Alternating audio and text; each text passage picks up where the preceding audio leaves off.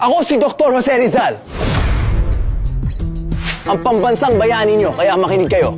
Kahit anumang problema mangyari, madadaan natin sa matalinong usapan to. Ako! Si Andres Bonifacio. Ang nagtatag ng Katipunan. Gera! Gera ang kasagutan! Gera. Akala magaling siya. Baril ang gamit ng kalaban mo, ikaw itak. Ano ka, ninja? Parang pakwan. Bakit? Kasi puro ka buto! Matapang na bulinggit. Puro ka fight. Kaya nga ikaw ang una sidigmaan eh. Kasi nga, find your height.